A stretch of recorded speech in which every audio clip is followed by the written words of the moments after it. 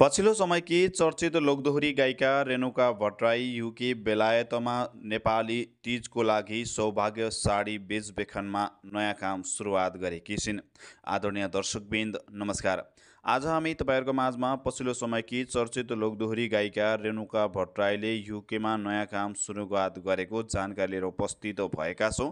Video अन्तिमसम्म हेरेर हामीलाई साथ दिनुहोला। तपाईँ हामीलाई यो भिडियो कुन देशबाट हेरिदिनुहुन्छ त्यो पनि जानकारी दिएर च्यानलमा नयाँ हुनुहुन्छ भने कमल अनिसा अफिसियल युट्युब च्यानललाई सब्सक्राइब गरेर जोडिनुहोला।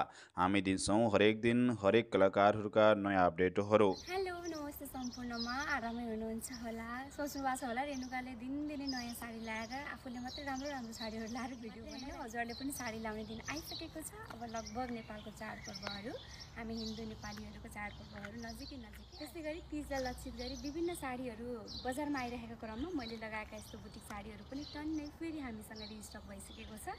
हजुरहरूले भने जस्तो हजुरको डिजाइन दिएर हामीले साडी पछिल्लो समयकी चर्चित लोकदोहोरी गायिका रेणुका भट्टराई नेपालमा नभएर यति बेला युके बेलायतमा रमाइरहेकी छिन्। नेपालमा रहेका हरेक कलाकारहरूको चिन्ता अझ बढिरहेको छ। गायिका रेणुका भट्टराई युकेमा के गरिरहेकी होलिन्, कसरी दिन बिताएकी होलिन् भन्ने चिन्ता दर्शक लगायत उनका फ्यान्सहरूलाई पनि भइरहेको छ। तर गायिका रेणुका भट्टराईले टिकटकबाट दिएको जानकारी अनुसार नयाँ काम सुरुवात गरेको र युकेमा बस्नुभएका नेपाली दाजुभाइ तथा दिदीबहिनीहरूको लागि विशेष तीजको अवसर पारेर नेपाली सौभाग्य साडीको बेचबेखन नयाँ बिजनेस चालु गरेको उनले बताएकी छिन्। नेपालबाट 10 दिनभित्रमै युके पुग्ने नेपाली सौभाग्य साडी र कलेक्सन गरेर अर्डर गरे अनुसार घर घरमै पुर्याउने जानकारी समेत गराएकी छिन्। गायिका रेणुका भट्टराईको नयाँ तीजको लागि सौभाग्य साडीको कामलाई तपाईँहरूलाई के कस्तो लाग्यो?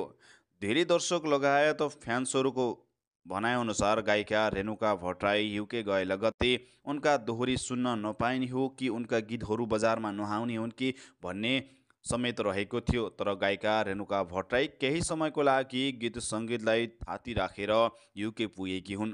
श्रीमानसँग भेटघाटको लागि युके पुगेकी गायिका रेणुका भट्टराई केही समयको लागि युकेमै बस्ने बताएकी छिन्।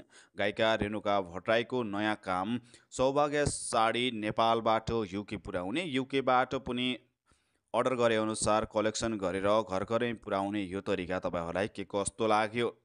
व्यस्त रहने बिजी रहने नयाँ तरिका गायिका रेणुका भट्टराईको पनि निकै नै राम्रो लागेको छ र गायिका रेणुका भट्टराईलाई बधाई तथा शुभकामना पनि फ्यान्सहरू लगायत उहाँका सहकारीमा साथीहरूले पनि बधाई तथा शुभकामना दिइरहेका छन्।